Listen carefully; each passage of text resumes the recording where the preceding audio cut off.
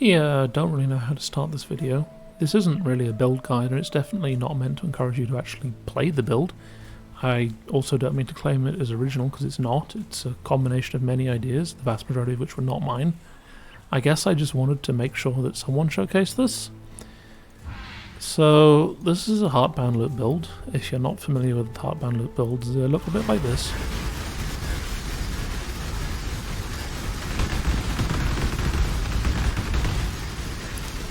So really fun times all around. The core of it is not particularly new.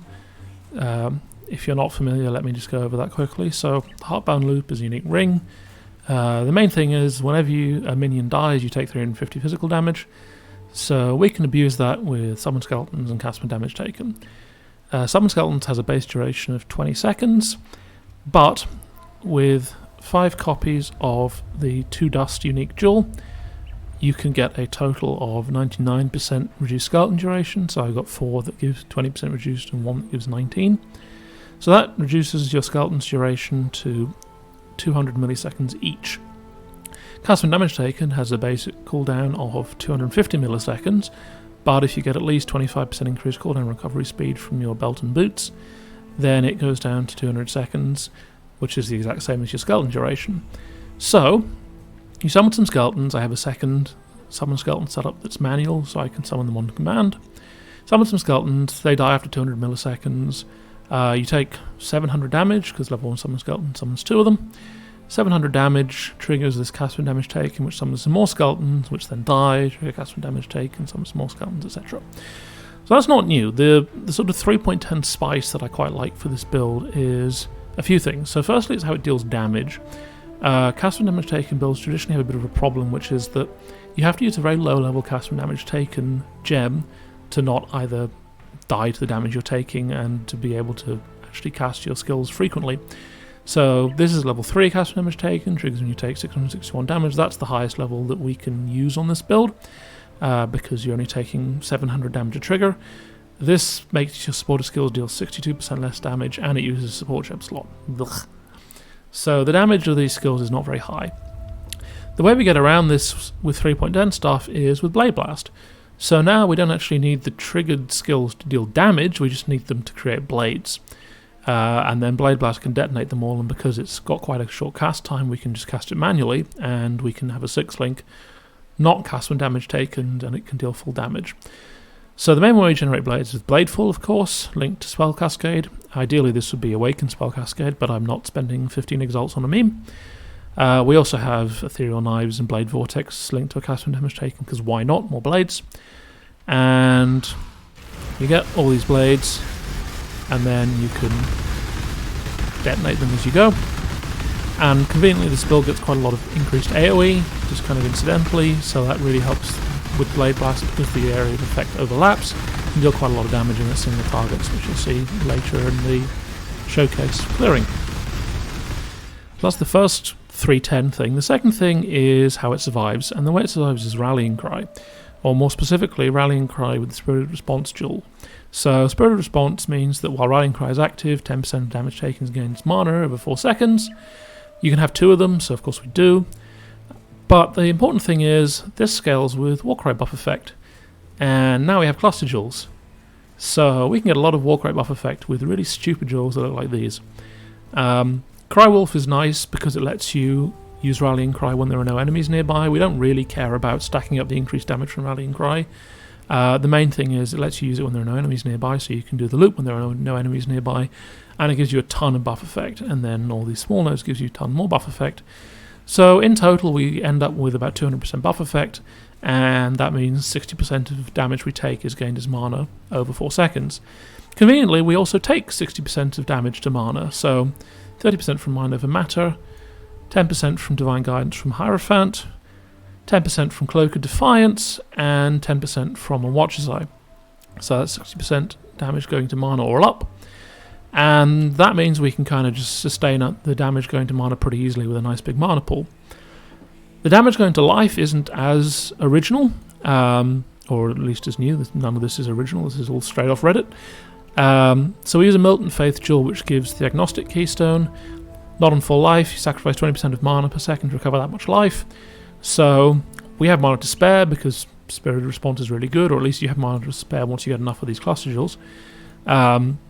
So you have enough that your massive mana pool can recover your relatively small life pool quickly enough that you go positive on life and mana, even when you're taking the 3,500 damage a second total that you are taking from this build. So that's the second thing. Sort of 2.5 is that you can put Rallying Cry on left click, so we anoint Battle Cry to have instant war cries, and now, as of 3.10 point whatever it was, you can put a war cry or another instant skill on left click and still move around while triggering the war cry, and it's no problem. So that's cool. And then the last thing is the Blessed Rebirth cluster notable. Minions created recently cannot be damaged. So that doesn't sound that important, but these are level 1 skeletons, so they have like, I don't know, 100 life or something ridiculous.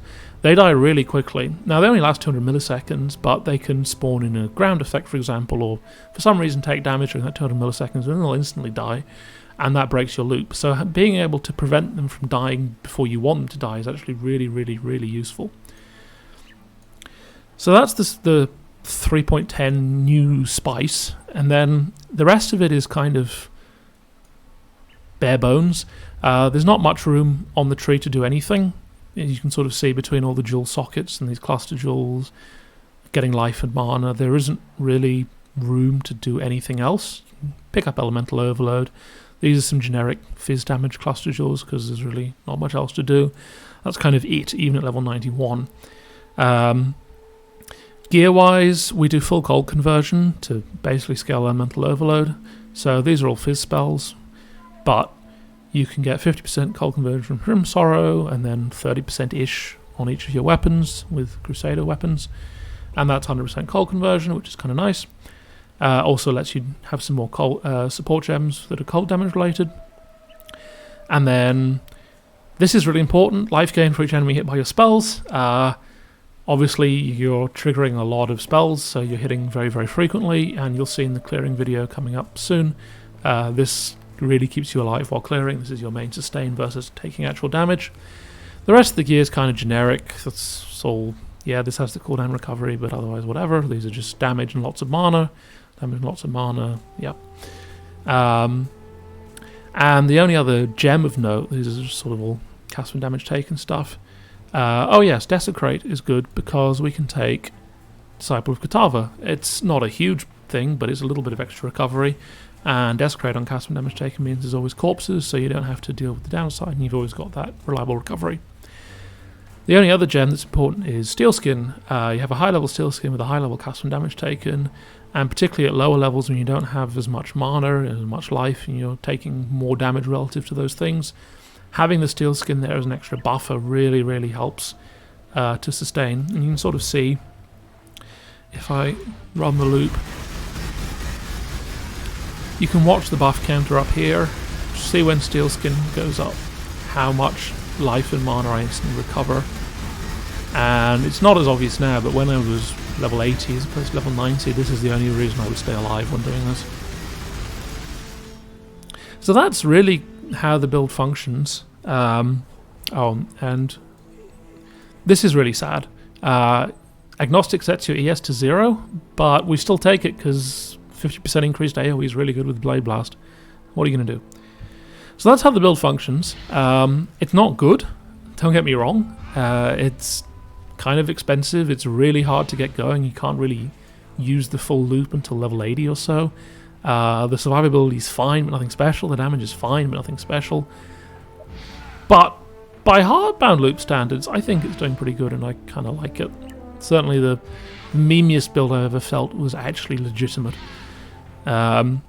So that's that. I'm going to just roll some footage now, show it clearing, and show how truly mediocre but funny it is, and hope you enjoy.